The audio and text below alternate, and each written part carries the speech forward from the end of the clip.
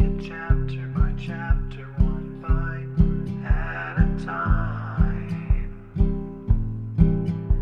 So many adventures and mountains we can climb. Take it word for word, line by line, one bite at a time.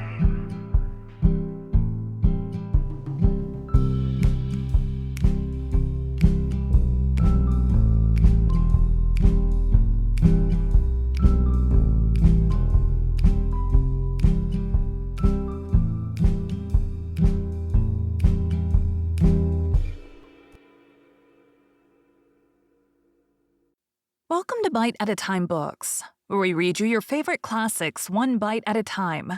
My name is Bree Carlile, and I love to read, and wanted to share my passion with listeners like you. If you want to know what's coming next and vote on upcoming books, sign up for our newsletter at biteatatimebooks.com. You'll also find our new t-shirts in the shop, including podcast shirts and quote shirts from your favorite classic novels. Be sure to follow my show on your favorite podcast platform so you get all the new episodes. You can find most of our links in the show notes, but also our website, biteatatimebooks.com, includes all of the links for our show, including to our Patreon to support the show, and YouTube, where we have special behind the narration of the episodes. We're part of the Bite at a Time Books Productions Network. If you'd also like to hear what inspired your favorite classic authors to write their novels, and what was going on in the world at the time, check out the Bite at a Time Books Behind the Story podcast, wherever you listen to podcasts. Please note, while we try to keep the text as close to the original as possible, some words have been changed to honor the marginalized communities who've identified the words as harmful, and to stay in alignment with Bite at a Time Books' brand values. Today we'll be continuing Les Miserables by Victor Hugo. Book 2nd, The Great Bourgeois. Chapter 1, 90 Years and 32 Teeth. In the Rue Boucherette, Rue de Normandie, and the Rue des Cent-Ans, there still exist a few ancient inhabitants who have preserved the memory of a worthy man named Monsieur Gillenormand, and who mention him with complacence. This good man was old when they were young. The silhouette had not yet entirely disappeared. For those who regard with melancholy that vague swarm of shadows which is called the past, from the labyrinth of streets in the vicinity of the Temple to which, under Louis XIV, the names of all the provinces of France were appended exactly as in our day. The streets of the new Tivoli quarter have received the names of all the capitals of Europe, a progression, by the way, in which progress is visible. Monsieur Gillenormand, who was as much alive as possible in 1831, was one of those men who had become curiosities to be viewed, simply because they have lived a long time, and who are strange because they formerly resembled everybody, and now resemble nobody.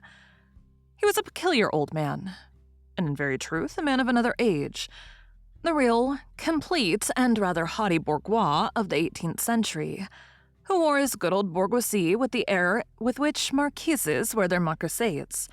He was over 90 years of age. His walk was erect. He talked loudly, saw clearly, drank neat, ate, slept, and snored. He had all 32 of his teeth. He only wore spectacles when he read. He was of an amorous disposition, but declared that for the last 10 years he had wholly and decidedly renounced women. He could no longer please, he said. He did not add, "I'm too old," but "I am too poor." He said, "If I were not ruined, hey."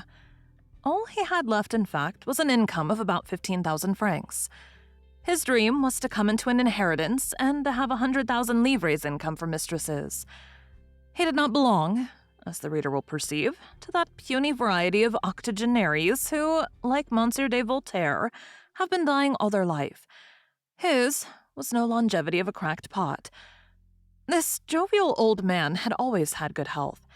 He was superficial, rapid, easily angered. He flew into a passion at everything, generally quite contrary to all reason. When contradicted, he raised his cane. He beat people as he had done in the great century. He had a daughter over 50 years of age and unmarried whom he chastised severely with his tongue, when in a rage, and whom he would have liked to whip. She seemed to him to be 8 years old.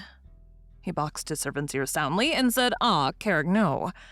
One of his oaths was, "By the pantafleuche of the pantafleuchade." He had singular freaks of tranquility.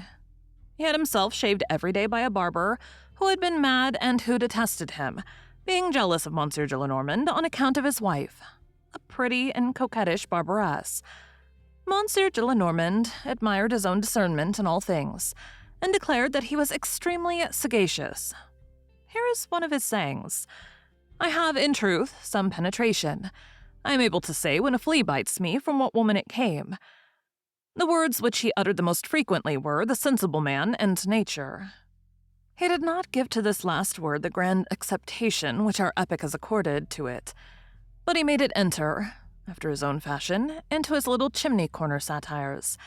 "Nature," he said, "in order that civilization may have a little of everything, gives it even specimens of its amusing barbarism.